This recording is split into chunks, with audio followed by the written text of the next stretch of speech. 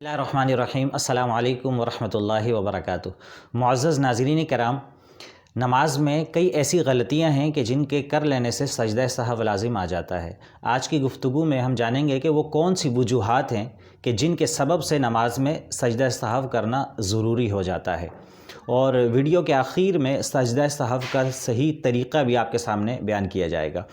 تو آئیے جان لیتے ہیں کہ وہ کون سی ایسی غلطیاں ہیں کہ جب نمازی وہ کرتا ہے تو اس کے سبب سے نماز کے اخیر میں سجدہ سہو کرنا واجب ہو جاتا ہے۔ 7 صورتیں ہیں معزز ناظرین کرام، ان کا میں ایک ایک مثال آپ کے سامنے بیان کروں گا۔ اس کی بہت ساری مثالیں ہو سکتی ہیں، لیکن ایک ایگزامپل کافی ہوگا۔ پہلی صورت یہ کہ نماز کے واجبات میں سے کسی واجب کو بھول کر ترک کر دیا جائے۔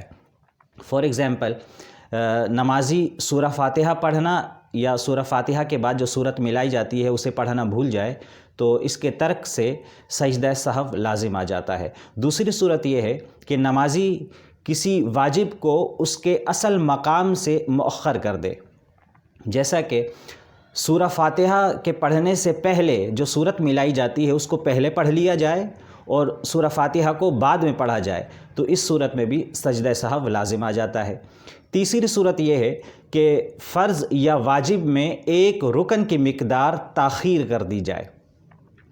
ایک رکن کتنا ہوتا ہے معزز ناظرین کرام؟ جتنی دیر میں 3 مرتبہ سبحان اللہ سبحان اللہ سبحان اللہ اتنی تاخیر کر دی جائے۔ فار ایگزامپل، جیسے کوئی شخص قاعدہ اولیٰ میں بیٹھا ہے اور اس نے التحیات محمدً عبدہ و رسولہ تک مکمل پڑھنے کے بعد وہ اتنی دیر خاموش بیٹھا رہا کہ جتنی دیر میں 3 مرتبہ سبحان اللہ یا اللہم صلی علی محمد پڑھ لیں، اور اتنی تاخیر کے بعد اس نے تیسری رکعت کے قیام کے لیے وہ کھڑا ہوا، تو یہ جو تاخیر ہے فرض میں، یہ سجدہ سہو کرنا اس سبب سے لازم آ جاتا ہے۔ چوتھی صورت یہ ہے کہ واجب کا تکرار کیا جائے، یعنی کہ واجب کو، نماز کے کسی واجب کو 2 مرتبہ ادا کر لیا جائے۔ جیسا کہ سورہ فاتحہ پڑھنا نماز میں واجب ہے، تو سورہ فاتحہ کو 2 مرتبہ کسی ایک رکعت میں پڑھ لیا جائے، یا دوسری مرتبہ مکمل نہ بھی پڑھی جائے، اگر اس کا اکثر حصہ پڑھ لیا جائے تو تب بھی سجدہ سہو لازم ہو جاتا ہے۔ 5ویں صورت یہ ہے کہ جو نماز کے کسی واجب کی حیت کو، اس کی جو اصل صورت ہے اس کو تبدیل کر دیا جائے۔ جیسے ظہر اور عصر کی نماز میں جو قرات امام کرتا ہے وہ سرًا کرتا ہے، یعنی کہ آہستہ آواز میں کرتا ہے، اور فجر، مغرب اور عشاء کی نماز میں جو امام قرات کرتا ہے وہ جہراً یعنی کہ اونچی آواز میں کرتا ہے۔ لیکن اگر اس کو تبدیل کر دیا جائے کہ ظہر اور عصر کی نماز میں اونچی آواز سے قرات کر لی جائے، فجر، مغرب اور عشاء کی نماز میں اگر امام آہستہ آواز میں قرات کر لے، تو اس صورت میں بھی سجدہ سہو جو ہوتا ہے وہ واجب ہو جاتا ہے۔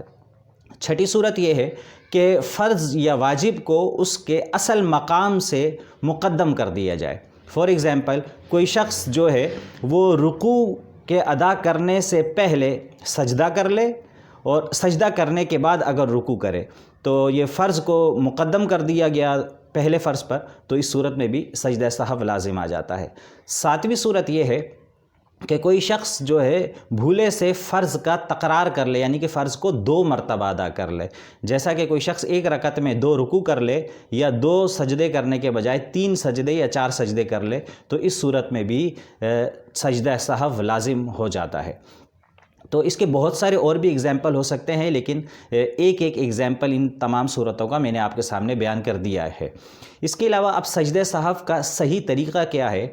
2 رکعت والی نماز ہے تو اس کا جو پہلا قاعدہ ہوتا ہے وہی قاعدہ اخیرہ کہلاتا ہے، اور اگر 3 یا 4 رکعت والی نماز ہے تو اس میں جو تیسری رکعت میں یا اور چوتھی رکعت میں جو دوسرا قاعدہ ہوتا ہے وہ قاعدہ اخیرہ کہلاتا ہے۔ قاعدہ اخیرہ میں التحیات مکمل پڑھ لینے کے بعد، یعنی کہ محمدً عبدہ و رسولہ تک مکمل پڑھنے کے بعد السلام علیکم ورحمۃ اللہ، ایک سلام داہنی جانب پھیرا جائے گا، اور سلام پھیرنے کے بعد 2 سجدے کیے جائیں گے، بالکل اسی طرح 2 سجدے کیے جائیں گے جس طرح نماز میں سجدے کیے جاتے ہیں، اور ان میں 3 مرتبہ تسبیح پڑھی جائے گی۔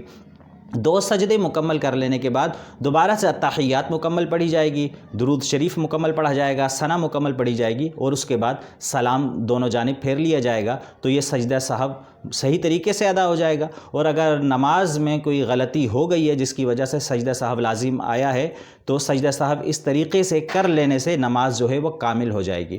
اچھا، یہاں پر ایک اور مسئلہ بھی سماعت کر لیجئے۔ کسی شخص کا نماز میں کوئی واجب چھوٹ گیا یا کسی بھی وجہ سے اس کو سجدہ سہو لازم ہو گیا، واجب ہو گیا، لیکن سجدہ سہو کرنا بھی اگر کوئی شخص بھول جائے نماز میں تو پھر یہ ہوگا کہ وہ نماز واجب الاعادہ ہوگی، اس کو لوٹانا ضروری ہوگا۔